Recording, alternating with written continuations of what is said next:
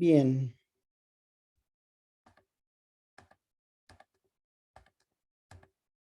Vamos a comenzar. Nomás déjenme checar que todo está bien aquí.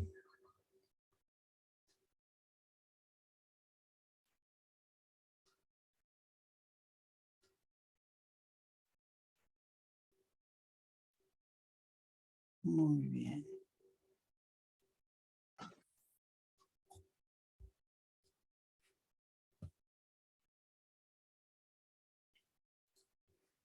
Listo. Bueno, pues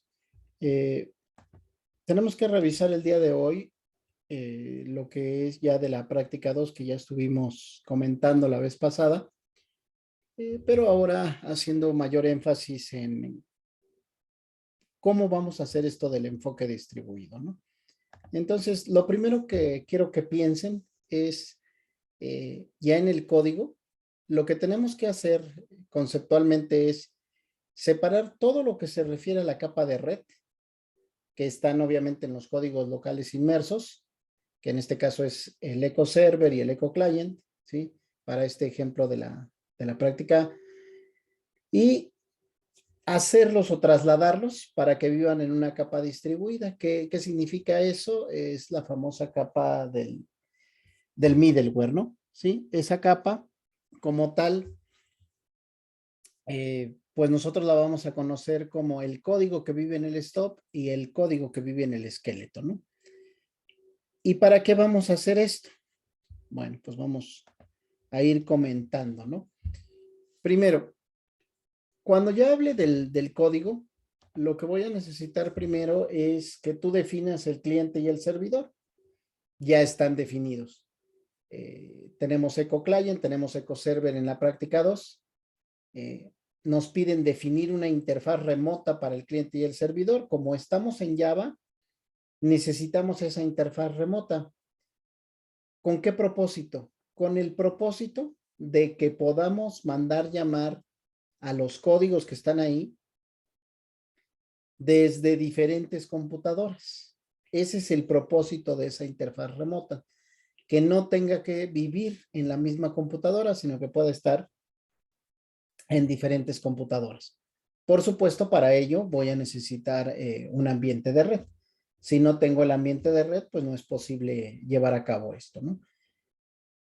Una vez que yo ya definí esa interfaz remota tal y como la tengo en el código, lo que me falta ahora es definir qué instrucciones, ¿sí? Que por supuesto son los que vamos a implementar en la interfaz remota, que son el stop y el cliente, van a ir ahí.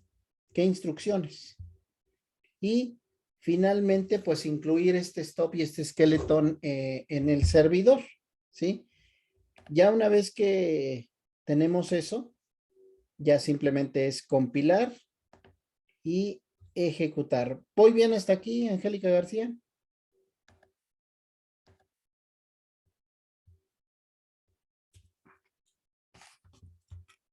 Sí, ¿Estás? profe. Gracias. Gracias, gracias. Muy bien. Entonces, vamos ahora en esta imagen, a explicar de manera general qué tenemos en los códigos, ¿no? El servidor en general, vamos a comenzar ahorita de izquierda a derecha. Lo primero o las tareas principales que hace el código, ¿no? El servidor lo que hace es abrir el socket, es decir, eh, identifica en qué IP estoy ejecutando el servidor, en qué puerto, que ya le asigno de manera explícita en el código, y se pone a escuchar estas conexiones, ¿sí? A ver cuáles llegan. Una vez que llega alguna o varias conexiones, las acepta, y una vez que son aceptadas, empieza a hacer las operaciones de entrada-salida, a prepararlas. ¿Qué significa eso? Declarar variables que tengan que ver con leer flujos de datos, tanto de el teclado y desplegarlos en el monitor, ¿sí? Una vez que ya tiene eso, empieza a leer del socket y enseguida lo envía al stop, ¿sí? Soy el servidor ahorita. Hasta este momento que voy aquí de este cuadro que les estoy mostrando en este slide, en este cuadro de la izquierda, ya llegué a la penúltima, digamos, línea de esta serie de operaciones que haría el servidor, enviar al stop. ¿Qué le va a enviar al stop? Bueno, es una palabra que en este caso parecería que voy a conectarme con el skeleton, pero no es así. En este caso, estoy hablando de que ya el código está incluido aquí en el servidor, pero está separado eh, como una clase que se llama Echo Object Skeleton, ¿sí? ¿Qué hace ese código? Pues obtiene el nombre de la máquina, la fecha, la hora, simula un retardo y regresa a esa cadena de texto donde voy a tener el nombre de la máquina, la fecha, la hora y el posible retardo, ¿sí? ¿A quién le va a regresar esa cadena? A quien lo haya mandado llamar. ¿Quién mandó llamar al esqueleto? Ahorita, así como lo estoy narrando, no hay nadie que lo haya mandado llamar. Me voy a ir tantito a la terminal para que todos vean de qué estoy hablando. Bueno, recordemos, mejor dicho, no que vean. Ahí está. Aquí tengo tres ventanas. Voy a cerrar esta. Aquí ya tengo corriendo el servidor, ¿sí? Bueno, vamos a hacerlo como siempre desde cero para que no tengamos problemas. Listo. Déjenme mover tantito esta barra. Ok. Y esta barra aquí abajo. Entonces me voy a cambiar aquí a el directorio donde tengo la práctica 2. ¿Qué pasó? ¿Se quedó aquí detenido?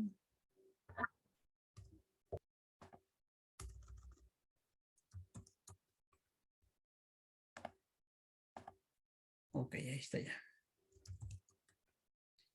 Muy bien, ya estoy aquí. Entonces voy a arrancar aquí el servidor.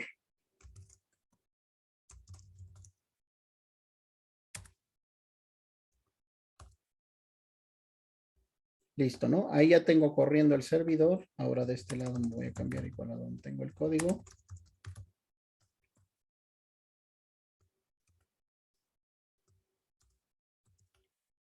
Listo, ahí está. Y ahora voy a correr el cliente.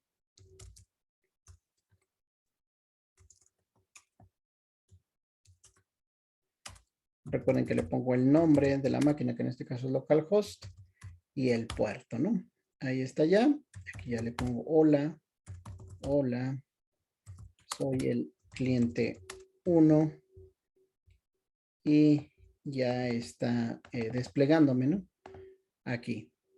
Si yo abro otra terminal y también me traslado a la práctica y lo mismo, ahora pongo Java client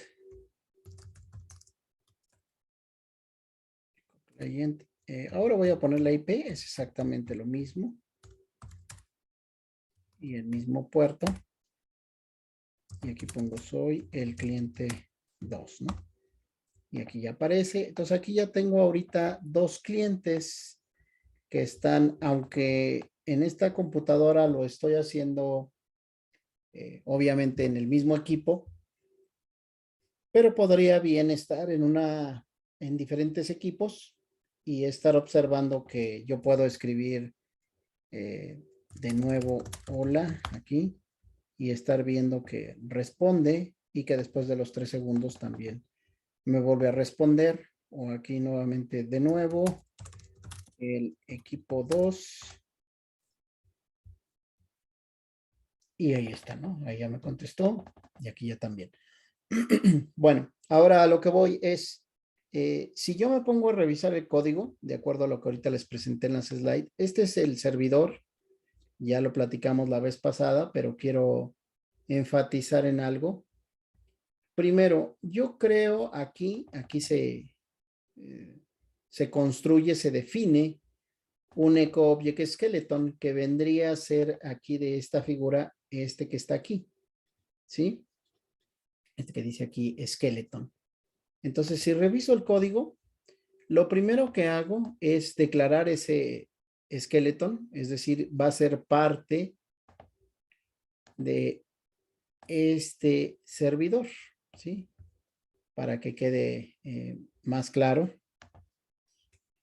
Y forma parte como una variable de EcoServer, ¿no? Gráficamente, por eso lo estoy ilustrando aquí, como este sería para que lo ubiquemos. Este es EcoServer, este es el skeleton. Aquí vamos a ponerle skeleton para que quede más claro. Y declaro una serie de propiedades que yo necesito, que en este caso es una cadena de texto donde voy a almacenar el nombre de la computadora, un socket servidor, como ya sabemos, para ponernos a la escucha y aceptar conexiones, otro socket, que ya no es server socket, sino es un socket tradicional para lectura y escritura, apuntadores, que en este caso se llaman is y también os, que son lectores y escritores. Una variable cadena para almacenar la cadena de texto que yo escribo. Aquí tengo el main, ¿sí? Que ya lo hemos comentado varias veces en las sesiones. Lo primero que hace es obtiene el nombre de la computadora. Si no lo logra obtener, pues me va a mandar un error. Abre el socket para estar a la escucha aquí. Si no hay ningún error, se viene hasta esta línea 30 y ya imprime, ¿no? EcoServer está escuchando en el puerto 1007, ¿no? Que es esta línea que estoy subrayando en la terminal, es esta línea 30, ¿no? Ya vamos aquí.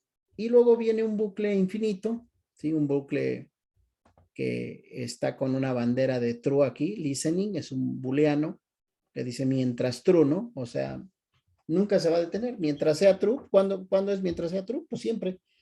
Entonces, el programa no está construido para detenerse en ningún momento. Por eso sé que es un servidor. Si gustan ahí anotarlo en sus notas, cuando yo tengo un código que tiene un bucle infinito, sobre todo en estos aspectos de comunicaciones, es porque me refiero a un servidor, ¿no? Es como Google. Define un ciclo infinito de siempre estar a la escucha, porque no pretendo que en algún momento deje de escuchar, ¿no? No pretendo, por ejemplo, que Google deje de escuchar. Ahora, si yo veo aquí el servidor, acepta, perdón, la conexión. Aquí se pone a la lectura del socket y aquí a la escritura de este socket, ¿sí? Pregunta aquí para todos. Aquí ya estoy leyendo en esta línea 38. Ya estoy leyendo. ¿Quién me dice?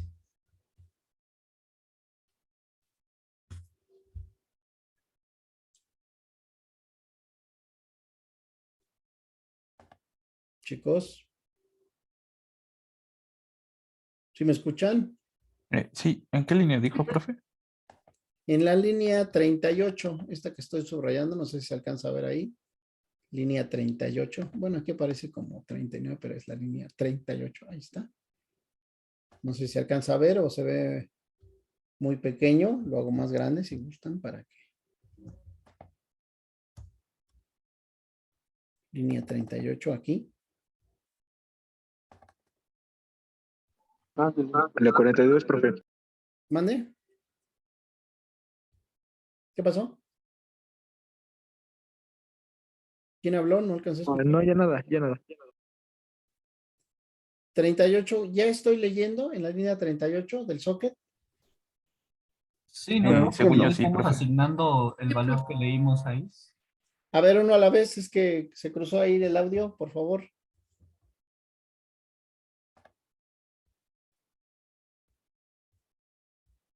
Sí.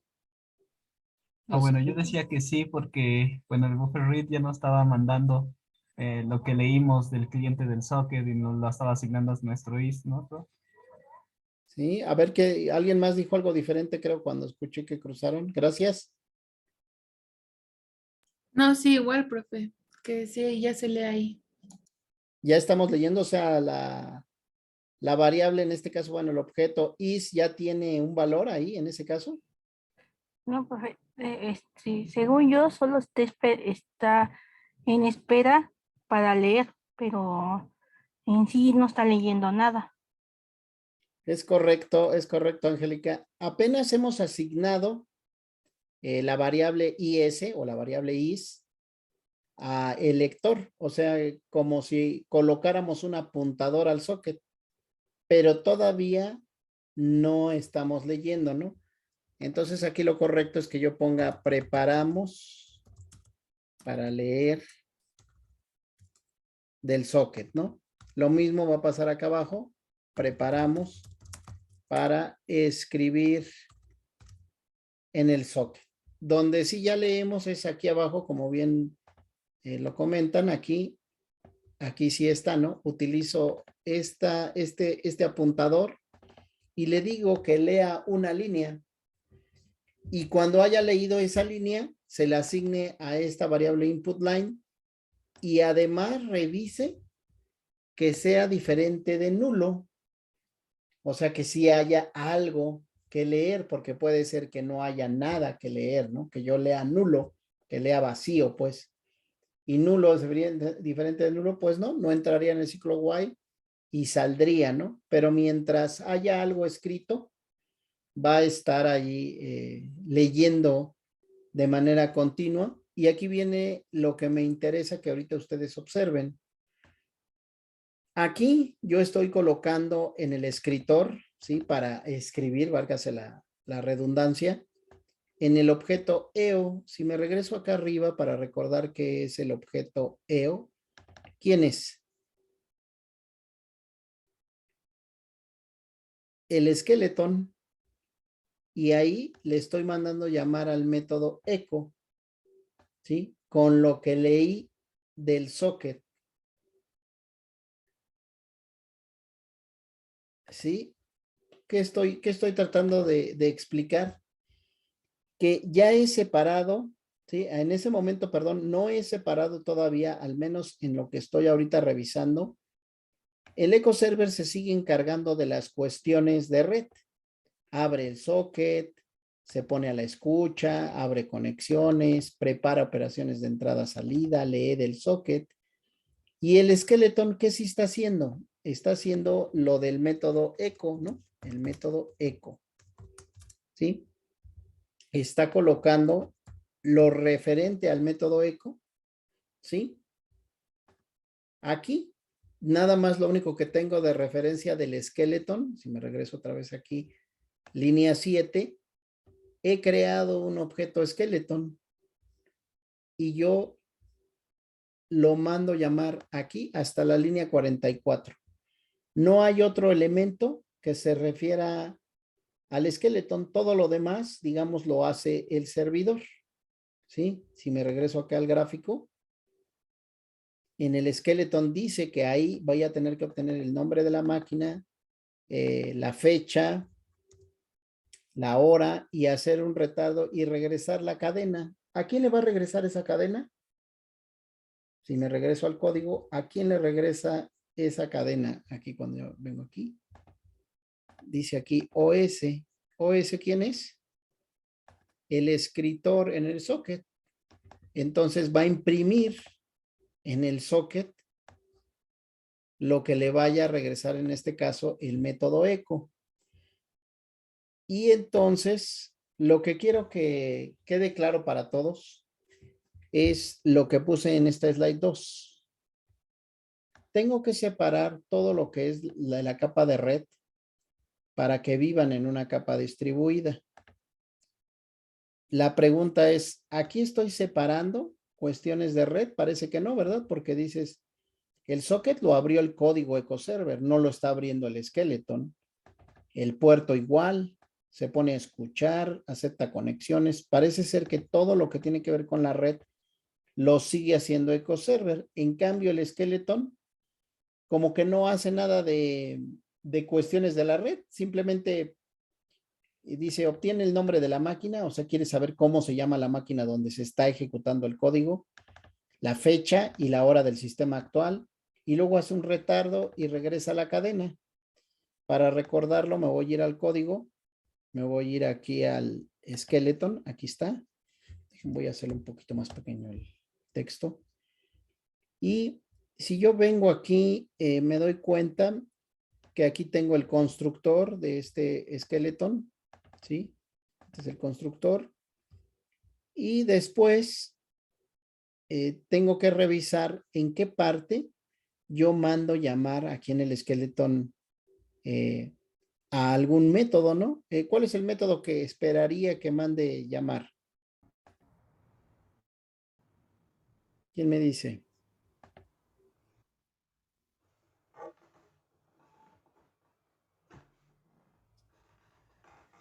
Chicos, chicas. ¿Sí se El escucha? método eco.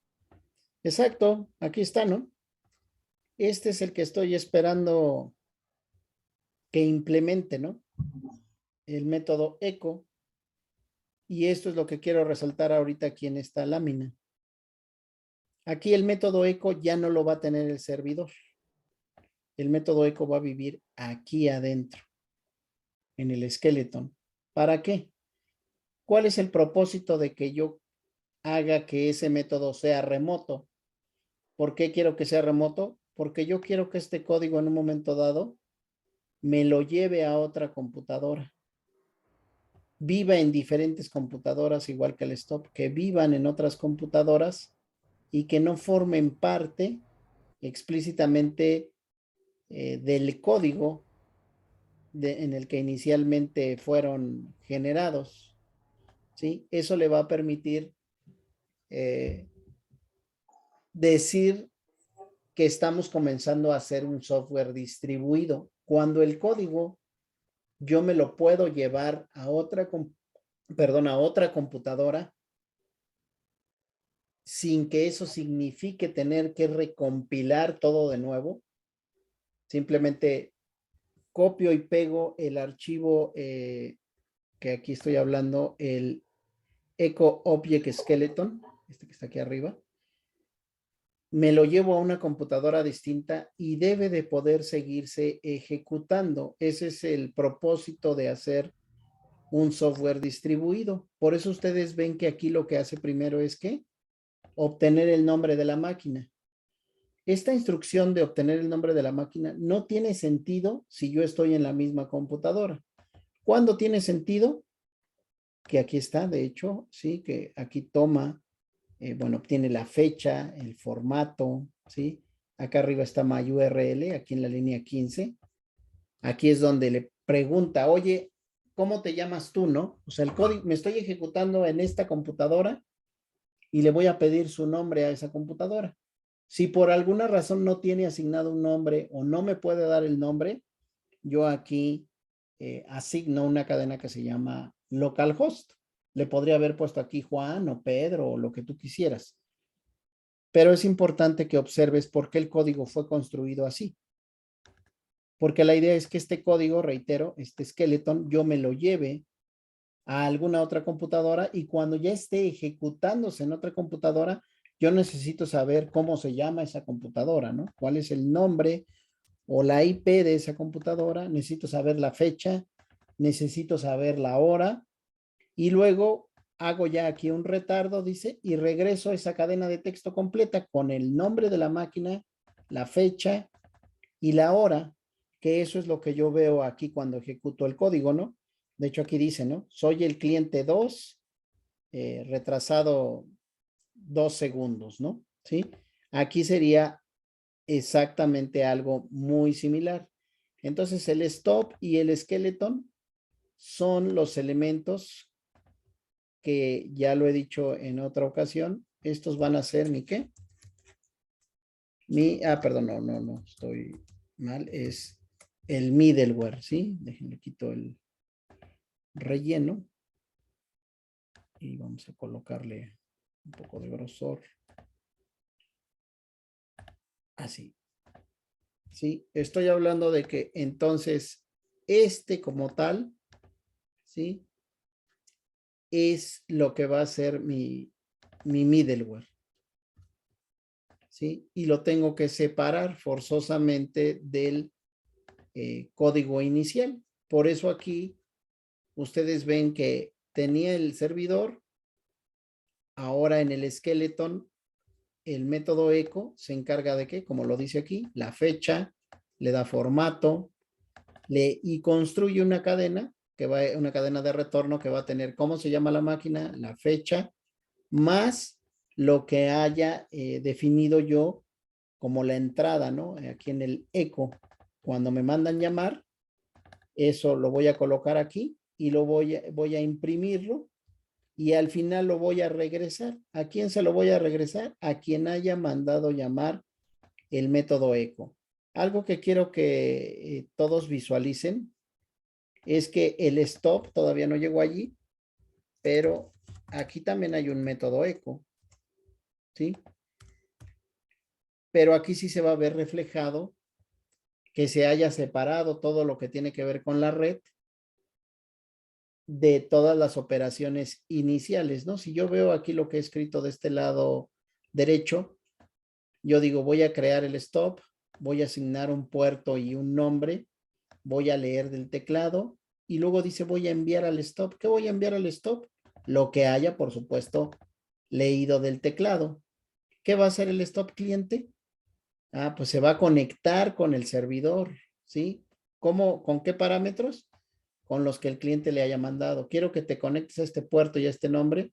O sea, yo asigno el puerto y el nombre como una variable, pero no me encargo de la conectividad de la red. Las cosas de la red ya las hace el stop, que en este caso es conectarse, construir el socket, preparar todo lo de entrada-salida en el socket y regresar la cadena que haya leído del socket o en otras palabras, enviarla, ¿no? ¿Enviarla a quién? Al skeleton para que el skeleton lo procese, lo regrese y bueno, se desconecte el stop, ¿no? ¿Sí? Aquí esta operación que dice aquí, envía el stop, va a ser todo esto que está aquí en amarillo y va a regresar, vamos a limpiar la conexión y se va a repetir, ¿sí? Posiblemente ahorita de todo esto que estoy platicando suene como demasiado elaborado todo lo que estoy comentando. Ahorita con el otro ejemplo que voy a dejar de ejercicio, espero que podamos ir aclarando las posibles dudas, pero antes de eso, voy a ir ahora con el cliente, ¿no? El cliente, ya lo habíamos visto también la vez pasada, nada más voy a dar una revisión rápida. ¿Qué hace el cliente? Crea el objeto stop, me regreso acá al PowerPoint, ¿sí? ¿Qué hace el cliente? Ah, sí, crea el stop. Estoy aquí de este lado. Sí crea el stop, aquí lo veo. Luego tiene un main, donde ya saben, primero reviso que se haya mandado a llamar a este programa indicando echo, server, nombre del equipo y el puerto al que te quieres conectar. Y luego viene la parte interesante, donde se construye el stop. Aquí en la línea 18 y 19 dice que creamos un stop, ¿sí?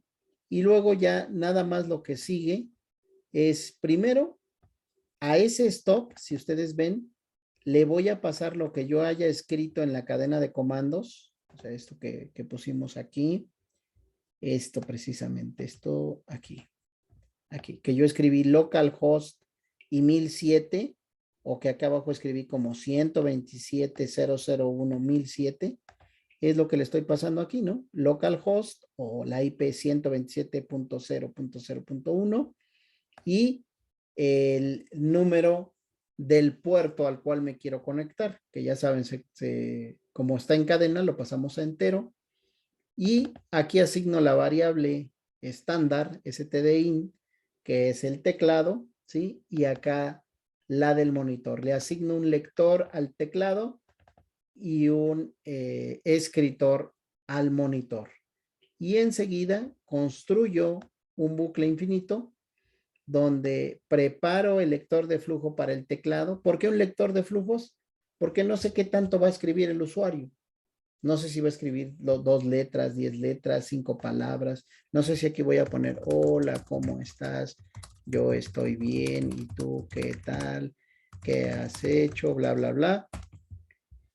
Y entonces, por esa razón, aquí tiene que ser un lector de flujo, porque el flujo de información que voy a escribir, no sé cuánto va a medir, no sé cuántos bytes, no sé cuántos caracteres. Por eso se pone un lector, ¿sí? Y se lo asignamos a System In. Ya saben que In, en este caso de System, del sistema operativo, la entrada por defecto, pues es el teclado, ¿no? Y enseguida, ahora sí, lo que hago es leer precisamente del teclado la línea de flujo que se haya escrito y la pongo en esta variable cadena. Imprimo en pantalla, ¿sí? Y aquí en esta línea aprovecho para mandar llamar al stop. O sea, le paso la cadena que ha escrito el usuario, esta cadena. O sea, yo escribo ahorita, ¿qué tal? Bueno, estoy aquí. ¿Qué tal? Estoy escribiendo esta cadena aquí, cadena. Eso es lo que estoy escribiendo. Cuando le doy enter, entonces se la manda al stop, ¿sí? Aquí con el método echo, y luego ya la imprime, por supuesto, también todo este proceso en pantalla, ¿sí? Voy bien hasta aquí, Brian Sánchez.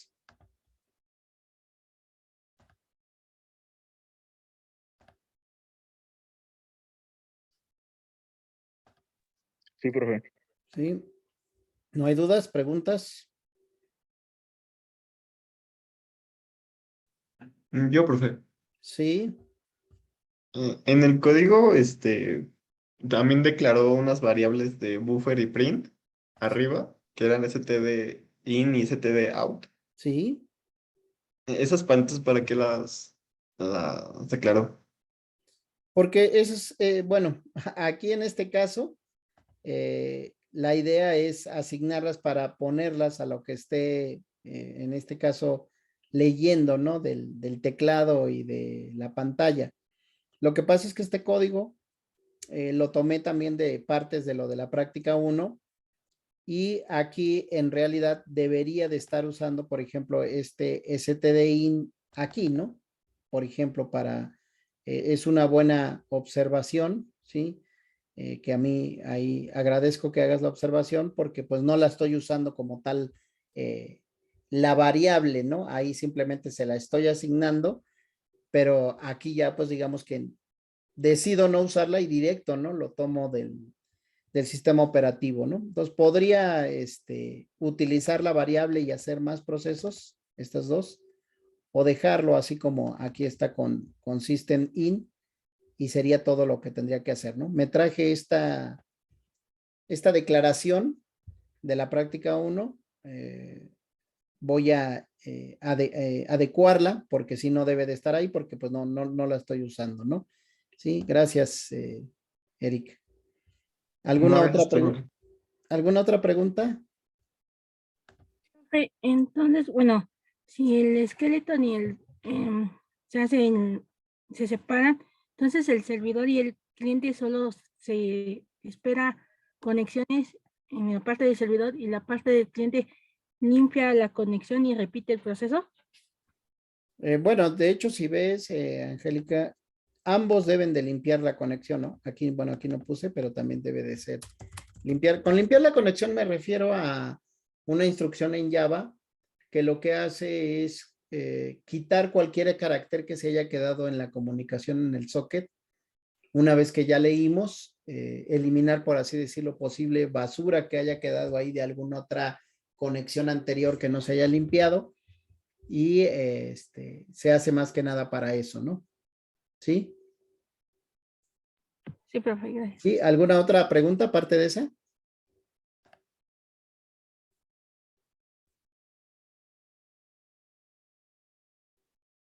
¿No? Ok. Bueno, voy a continuar. Entonces, reitero, ¿cuál es la idea? ¿Que el servidor pueda moverse físicamente a otra computadora? Sí. ¿Que el cliente físicamente se pueda mover a otra computadora? También. ¿Que el stop y el skeleton se puedan mover a otras computadoras? También es cierto. El detalle es que esto lo podría hacer únicamente usando sockets, sí, pero tendría yo que estar escribiendo y conociendo las IPs, los puertos y pues de alguna manera es un proceso semiautomático, es decir, requiero que el programador esté adaptando el código para que pueda seguir en funcionamiento si yo decido mover el software, ¿no? De equipo, o perdón, todo el equipo a otro lugar. Ese es, digamos, uno de los primeros escenarios donde tiene sentido esto de distribuido, de que yo pueda mover los códigos, las máquinas a donde yo quiera y que no le impacte al software. Que no le impacte significa que yo me lleve la computadora a otra red, allá me conecte a la red y ejecute el programa y yo no tenga que hacer absolutamente nada para que siga operando, ¿sí? Debería de seguir operando. Pero para lograr eso, necesito que el skeleton y el stop tengan todo el código necesario, la inteligencia, a eso se le llama la inteligencia, al código que sabe buscar en la red, identificar dónde quedó el servidor, localizar dónde quedó el cliente y resolver todas las tareas de comunicaciones. ¿Para qué? Para que no vivan dentro del cliente y entonces sean piezas como de Lego que yo fácilmente puedo mover de un lado hacia otro, ¿sí? Voy a regresarme tantito al código y luego voy a pasar al otro ejemplo para ver si así ya puedo cerrar esta parte. Sé que es bastante código, sé que hay muchas cosas de las que estamos hablando aquí que puede ser un poco enredado al inicio, pero espero que ahorita que termine esto pueda haber más preguntas o que también ustedes me digan si hay que repetir algo, ¿no? ¿Sí? Entonces estaba con esto del cliente y si voy al stop, ustedes pueden revisar el stop. Aquí está el método que me interesa. Todo esto que está aquí ya saben, es simplemente parámetros que yo voy a necesitar, ¿no? El socket, el escritor, el lector, las variables de salida y algunas que son como esta, para poder saber cómo se llama la máquina, cuál es el puerto que estoy utilizando, para que no tenga que preguntarlo. Por ejemplo, esta línea, la 19 y la 20, en particular tienen como propósito precisamente hacer portable el código, que yo me lo pueda llevar a otro lado y no tengo yo que dejar como escrito, el puerto es el 5000 y la IP es 127.0.0.1, ¿no? Sino que yo le puedo preguntar a la computadora, oye, ¿cuál es la IP que tienes? ¿Cuál es el puerto en el cual estás ejecutándote? Y con eso yo ayudar a que pueda ser un poco más fácil trasladar el código, ¿no? Entonces yo vengo al método echo. ¿Qué hace el método echo? Se conecta, si yo veo que tiene connect, aquí está, ¿sí? Y déjenme lo despliego, aquí está, ¿no? Crea el socket y pone o asigna el escritor y el lector para que pueda escribir y leer a través del socket. Es lo que hace el método conectar, que es el primerito que aparece aquí. Si no logra conectar, se manda la excepción y luego viene preguntar, ¿no? Aquí básicamente lo que estoy preguntando en toda esta línea es, oye, ¿el escritor y el lector pueden escribir y pueden leer? Sí, entonces adelante, escribimos en el socket, limpiamos después de haber escrito en el socket ese canal de comunicación y luego leemos del socket. Si no pudimos hacer estas operaciones de lectura, escritura y limpieza del socket, mandamos un error, nos desconectamos y regresamos la cadena de texto que hayamos procesado a partir de lo que recibimos aquí en eco. Quiero que trates de venir aquí con calma después, si quieres, después de la sesión y veas, este es el stop y este es el skeleton y compares, ¿no? A ver, este es eco, el del servidor. Y ahora me vengo de este lado y este es eco, el del cliente. ¿Qué cambian? ¿Cuáles son sus diferencias? Si yo veo el eco del servidor, tú te das cuenta que no tiene ninguna cuestión de red asociada aquí en el código del eco. Toma la fecha, construye una cadena de texto a partir de conocer en qué máquina se está ejecutando y obviamente la cadena de texto que le hayamos enviado desde el cliente, ¿no? Estoy en el servidor, en el skeleton del servidor y listo. Entonces, no hace nada de red. En cambio, el cliente sí tiene cosas de red, es quien se conecta, es quien escribe y lee en el socket. Entonces, aquí sí ya empieza a tener más sentido lo que acabo de comentar de que, oye, si yo me llevo el stop a otra máquina, ¿tengo que modificar el código? No, porque el código ya tiene cómo se debe de conectar, ya tiene cómo se construye el socket, cómo se hacen las operaciones de entrada-salida, o sea, de escritura y lectura en el socket, y te regresa la cadena que haya leído del socket, ¿sí? O sea, ¿se la regresa a quién? Pues al cliente, ¿no? Y acto seguido se desconecta, ¿no? ¿Sí? Voy a avanzar a la siguiente slide para ver si con esta podemos redondear un poco. Ahí lo voy a poner. Miren, supongan ustedes mi trillado ejemplo de una tienda en línea. Esa tienda en línea es el cliente y acepta pagos con tarjeta de crédito. Entonces, también tengo un banco que va a ser el servidor, el cual ofrece los servicios, es decir, los métodos para hacer... ¿por qué dice aquí Viveros? Yo creo que para ser válidos. Yo creo que el corrector aquí me traicionó. Dice, para ser válidos con tarjeta de crédito de forma remota los pagos, ¿no? Y tenemos que definir la interfaz remota para que esto sea posible. Tengo que construir el stop y el skeleton requerido para que el cliente haga peticiones de pago. Por ejemplo, me envíe la cantidad del monto. ¿Alguien habló? Como que escuché un audio, pero bueno, entonces continúo. Tengo que construir el stop y el skeleton para que el cliente haga las peticiones de pago. Insisto, poner el monto, la cantidad, la tarjeta, y luego el servidor pues valide el dato de la tarjeta y el CBV de la tarjeta. Y luego pues ya nada más aquí compilemos y pongamos en ejecución. ¿Qué pasa aquí? A ver. Aquí hay algo raro, como que ahora el compile. Como que el corrector que tengo aquí automatizado cambió las letras, pero ahí está. Compile y ponga en ejecución. Por partes. Yo aquí tengo del lado izquierdo el cliente, del lado derecho el servidor. Ya dije que el cliente es una tienda en línea, el servidor es un banco. Y aquí voy a poner, pues, de manera muy simple, decir, sí, el pago, y yo te pongo el monto y la tarjeta, esto es lo que yo tengo que enviar. Este es el método que tiene que ser remoto. Si ves, aquí dice pago y acá en el servidor también tiene que decir pago. Aquí me falta un parámetro para que esto coincida. Así, listo. CBB y CBB. Y aquí, por ejemplo, si el pago de, no sé, 5,000 pesos con la tarjeta X y el CBB 5, lo validó correctamente el servidor, pues imprimo transacción exitosa, ¿no? Y ya le mando un mensaje de, el pedido está validado en proceso de entrega, y si no, le digo que el pago fue declinado y que intenté con otro medio.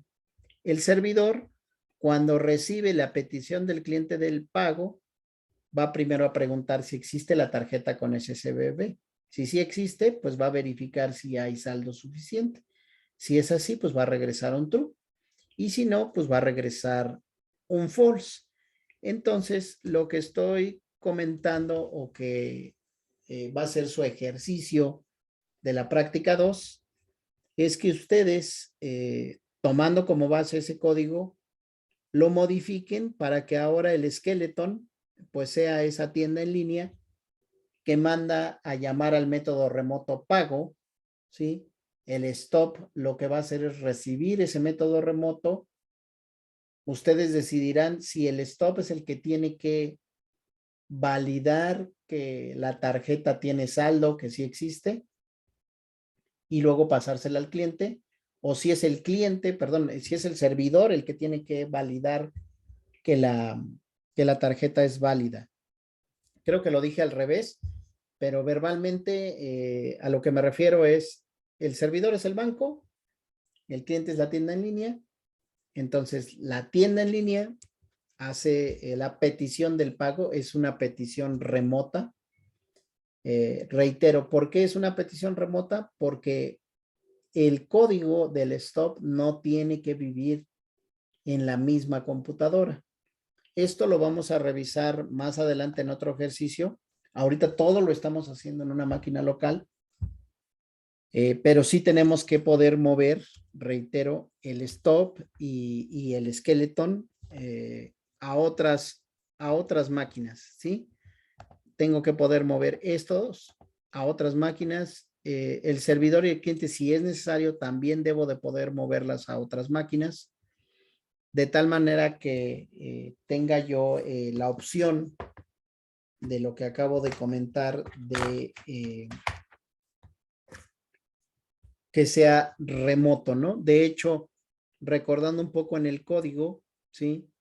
¿Qué hace la interfase? La interfaz únicamente va aquí a tener como método el método pago para que el cliente implemente el pago, haga las operaciones que él va a hacer con pago y el servidor haga las operaciones que tiene que hacer con el pago y también las de red si es necesario, o todo lo que tiene que ver con el procesamiento ya de los datos para desplegar la información al cliente, ¿no? ¿Sí? ¿Me he explicado hasta aquí, chicos? O díganme, escucho sus dudas, sus preguntas. Miguel Iván, ¿sí está claro? Sí, profe, hasta ahorita creo que vamos todo bien. Ok, los demás. Todo bien, profesor. ¿Seguros, seguros?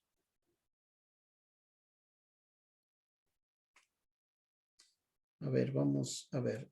Entonces, si no hay más comentarios o preguntas, lo que estoy diciendo es que yo voy a tener estos elementos que vendría a ser el server. Este es el skeleton, el stop y este va a ser el cliente. Entonces, en el momento en el que yo decida que este skeleton viva en otra red, ¿sí?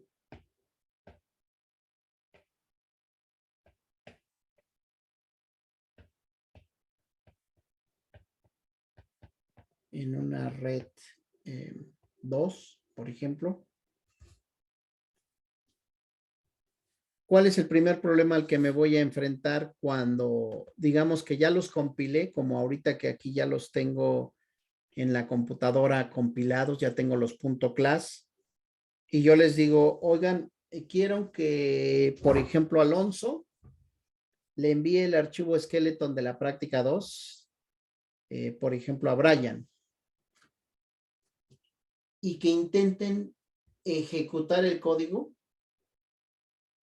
para ver si el código de Alonso sí manda a llamar al skeleton de Brian, pensando que Alonso va en su máquina, va a borrar a este skeleton, no, ya no va a vivir allí en su máquina, sino va a vivir en la máquina de Brian. ¿Cuál sería el primer problema que tendría que resolver el código? O alterno la pregunta. ¿Sí podría ejecutarse? ¿Ustedes qué opinan? Profe, sería el problema de la IP y el puerto, Ajá, el problema de la IP y del puerto. dado que los puertos, bueno, obviamente las diferentes máquinas son diferentes puertos, diferentes IPs.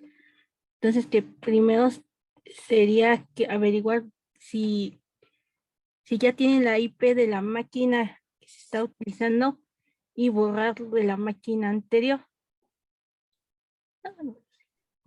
Ok, cuestiones de red, Angélica, gracias. Supongamos que resolvemos ese tema, que ellos se pueden poner de acuerdo en establecer y definir cuáles son sus respectivas IPs y sus puertos. Ya con eso quedaría resuelto, ya podría ejecutarse el código si no lo llevamos a otra máquina el skeleton y a otra máquina el stop, o aún habría problemas. Creo que aún habría problemas porque no se conocen entre sí. Bueno, buscan algo, pero pues en la otra máquina no está. Ujú. Bueno, gracias, Alonso. Precisamente esa es la idea de distribuidos y de este enfoque que estamos tratando de implementar, aunque estamos usando puros sockets, no estamos haciendo todavía uso de cómputo distribuido, porque eso es lo que quiero que ustedes vayan descubriendo, ¿no? Que vean que, oye, si luego con sockets uno ya dijo, Angélica, pues tendríamos que ver cuál es la IP y cuál es el puerto, o sea, los seres humanos se tendrían que poner de acuerdo entre sí primero para que pudiéramos conectarlos. Y luego ya suponiendo que compartimos la IP, compartimos los puertos, hay otro problema, ¿no? Tú mencionabas, Alonso, que no se conocen, pero ya teniendo la IP y el puerto ya se conocerían, ¿no? ¿Cuál sería otro problema? ¿Si lo alcanzan a visualizar o ya piensan que ya no habría otro problema? Pues yo veo, profe, que el skeleton como tal no está creando los sockets, ¿no? Ujú. Sí, sí, Y Eric. ejemplo, el stop sí también lo está creando. Ahí como que el problema sería que si el server crea por sí solo el socket y esas variables, pues se podría conectar. Si el server no nos proporciona esa parte de conectividad de la red, pues el skeleton no funcionaría, ¿no? Así es. O no cumplir, sí, gracias, Eric. O no cumpliría su propósito. Entonces, sí lo que tengo que modificar es que el skeleton haga lo mismo que el stop, ¿no? Que él se encargue de crear la conexión de todos los aspectos de la IP, del puerto, y haga que convivan, que se establezca la comunicación. Pero ahorita voy a marcar aquí en rojo, espero que se vea. Para que esto se ejecute porque está en Java, única y exclusivamente porque está en Java, necesito que la máquina virtual sea la misma versión. Porque si, por ejemplo, Alonso tiene una máquina virtual que descargó ayer y resulta que, no sé, vamos a suponer que Miguel, que se va a comunicar con Miguel Iván,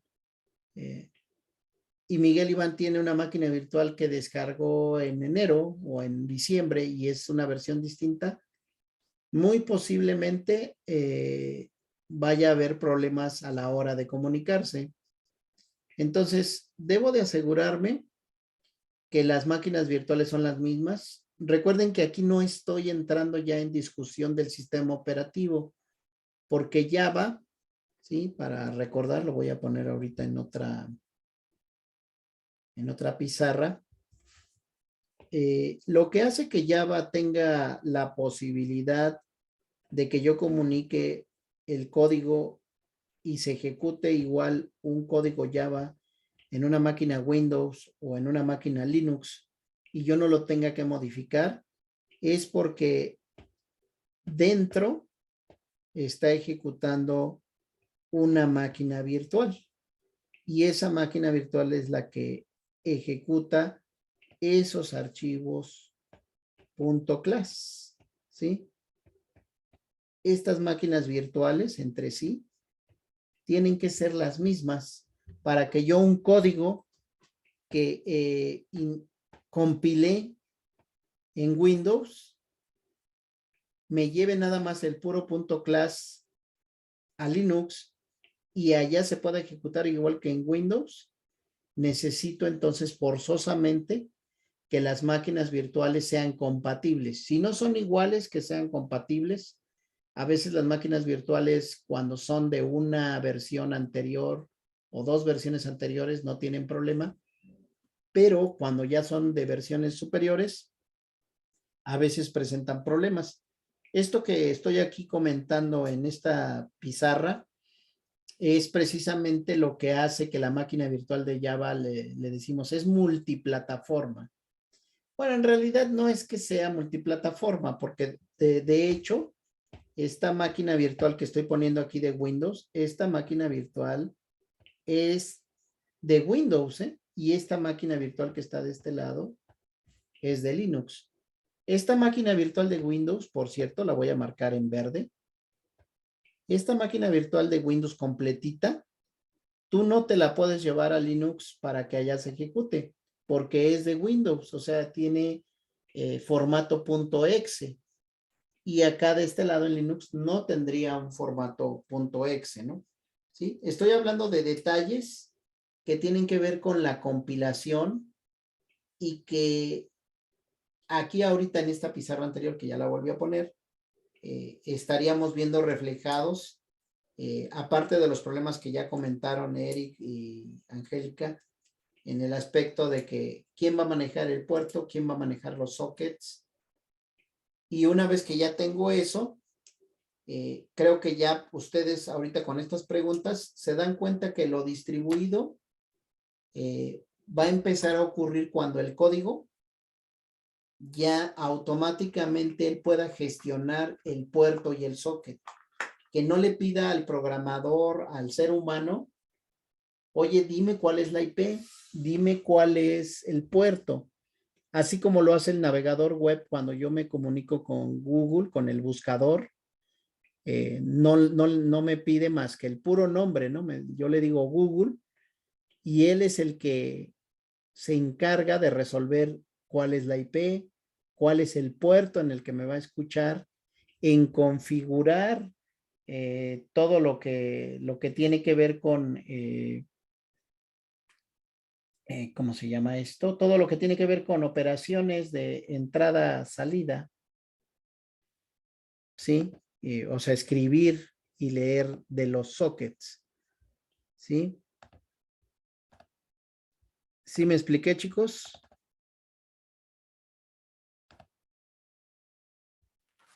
Sí, profe. Entonces, sí queda claro qué es lo que queremos que hagan como ejercicio.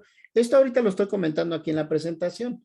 Por supuesto, ahí en el Classroom yo pondré el documento donde esto mismo que acabo de comentar, ustedes lo van a ver reflejado en un documento donde está explícitamente qué es lo que les voy a pedir, pero el código de base, si tú así lo deseas, por supuesto, el código de base es el de la práctica 2. Si tú quieres comenzar de cero o retomarlo de la práctica 1 o como quieras, adelante, no hay problema, ¿no? Pero lo que sí debes de respetar es esto, ¿no? Que debe de haber un código que se va a encargar de las cuestiones puras del servidor, ¿sí?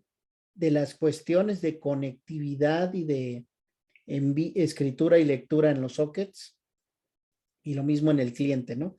De hecho, aquí se va a prestar mucho para que hagamos un poco de discusión, de debate, como lo que mencionó Eric, de que si el socket, poner a escuchar al servidor, realmente lo tiene que hacer el skeleton o lo tiene que hacer el servidor, ¿sí? Porque también puede pasar que yo cree muchos skeletons, que yo ejecute varias veces skeleton, así como aquí estoy ejecutando varios clientes, ya el hecho de que el servidor es el que está aquí corriendo, pero el skeleton, si él va abriendo IPs y puertos para ponerse a escuchar, querría decir que si yo pongo otro skeleton, ¿sí? Por acá, entonces él tendría otra IP y otro puerto donde se pone a escuchar, ¿no? Y si pusiese otro y otro y otro y otro, ¿qué pasaría? ¿Sí funcionaría? ¿No funcionaría? Son las cosas que yo los invito a que vayan experimentando y con este escenario de pagos con tarjeta de crédito en una tiendita en línea, me puedo comenzar a dar cuenta cuándo es cuando hago programación en red y cuándo es cuando ya necesito cambiarme a un enfoque distribuido y más porque tú ya has tenido la oportunidad de interactuar con estos sistemas. Posiblemente si no has comprado algo en línea, has visto o ayudado a alguien a comprar algo en línea. Y entonces te das cuenta que la comunicación es muy transparente, ¿no? No hay necesidad de saber todos los detalles que hay detrás, ¿no? ¿Sí?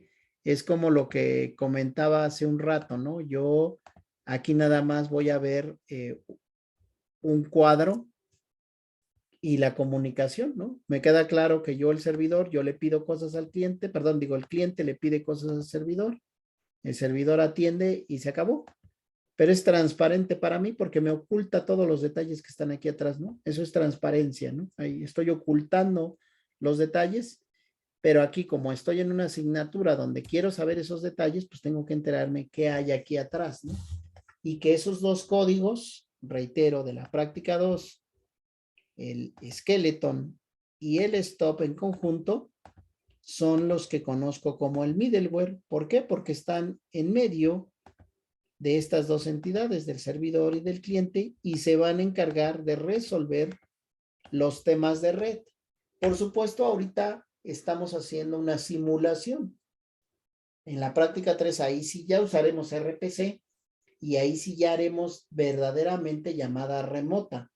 Siempre nos vamos a tener que enfrentar a las IPs, a los puertos, pero ya de manera dinámica, ya no que nosotros tengamos que estar controlando todo eso, sino dejar que, como les decía, si yo muevo el esqueleto a otro lado, pues no tenga que rehacer todo, ¿no?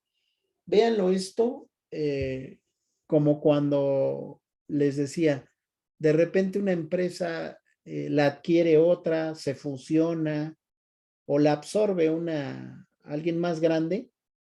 No pensamos en que tengamos que rehacer todo el código, ¿no? De hecho, puede ser que viva un código en una máquina viejita y ahora la empresa que adquirió ese código, pues tiene mejores equipos y lo traslada hacia allá. Si yo hago un enfoque de red, prácticamente estaría condenado a reescribir gran parte del código. Pero si yo lo trabajo con un enfoque distribuido, es muy simple que yo pueda llevarme el código de una máquina a otra y que siga en ejecución sin que eso le impacte al sistema. Este escenario que les estoy compartiendo es típico en un escenario distribuido. Eso es que el cómputo sea distribuido, que el software sea distribuido, que estamos haciendo un sistema distribuido. ¿Sí, chicos? Blanca, Arely, ¿sí me estoy explicando o no queda claro? No sé. Sí, profe, creo que todo bien por el momento. ¿Sí? Bueno, chicos, si ya no hay más preguntas o dudas, vamos a dejar la sesión aquí. Este es el ejercicio que hay que hacer, pero lo voy a poner en el Classroom ya con el detalle. Recuerden que son ejercicios que tú vas a hacer en equipo. Allí vendrá lo que tienes que entregarme en el reporte. Y ya digamos que con esta práctica 2 cerraríamos lo que es programación de sockets y vamos a pasar ahora sí a programación remota para ya cerrar el primer departamental y ya en el segundo departamental comenzar a ver un poco de web service y ya empezar a ver algo de la nube con Amazon y todos esos detalles que seguramente son de interés, ¿no? Entonces, bueno, chicos, pues les deseo buena tarde y los veo el próximo. No es cierto. El miércoles vamos a dejar esa sesión precisamente para que terminen, hagan el ejercicio. Y el viernes, si hay dudas, las resolvemos. Si no hay dudas, yo comenzaré con el tema de RPC. Esta práctica, este ejercicio tiene como fecha de entrega el próximo lunes. Por eso voy a dejar el miércoles para que te pongas a trabajar en él y que si el viernes tienes dudas, podamos resolverlas. Si ya no hay dudas, continuamos con los temas y el lunes la entregas. ¿Ok? Todo eso va a estar en el Classroom. ¿Sí? Bueno, pues que tengan buena tarde, chicos. Profe, Sí. tenía una pregunta sobre la tarea que tenemos.